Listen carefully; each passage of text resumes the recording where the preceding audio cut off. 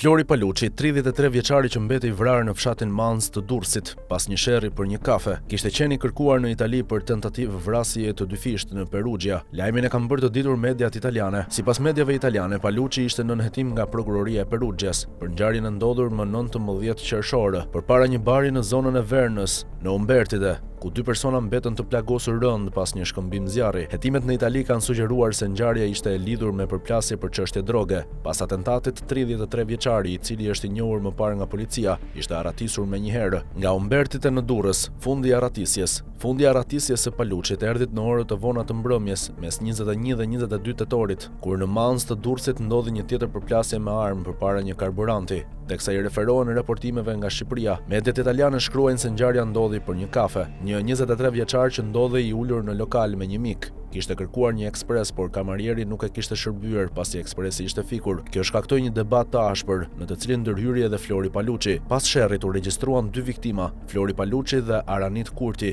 Autori i dyshuar për vrasjen e Flori Paluçit është aktualisht në kërkim nga policia shqiptare, ndërsa hetimet janë në zhvillim për të zbardhur plotësisht ngjarjen dhe për të përcaktuar rrethanat e konfliktit fatal. Nga hetimet e kryera deri tani ka rezultuar se shtetasi Daniel Pepa ka hyrë në lokal dhe për motive të dobta është konfliktuar verbalisht me kamarierin e lokalit dhe me Flori Paluçin, i cili shoqërohej në lokal nga disa persona, ndërta i arrestuari Erald Decani. Pas konfliktit verbal, shtetasi Daniel Pepa është larguar me automjet nga ambienti i lokalit, ku është kthyer menjëherë më pas i shoqëruar nga Ergi Kadiu dhe Aranit Kurti. Gjatë tentativës së tre të rinjve për të hyrë në lokal, ka dalë nga lokali Flori Paluçi, i cili dyshohet se ka qelluar me armë zjarri në tokë. Në këtë moment, Daniel Pepa dyshohet se ka qelluar me armë zjarri në drejtim të 33 vjeçarit, të cilin e ka plagosur, dhe ky i fundit ka qelluar me armë zjarri në drejtim të Daniel Pepës dhe Aranit Kurtit, që dyshohet se e ka goditur me grusht në fytyrë Paluçin. Si pasojë e sherrit mbetën të vrarë Florian Paluçi dhe Aranit Kurti. Mëtej nga hetimet, dyshohet se shtetasi GA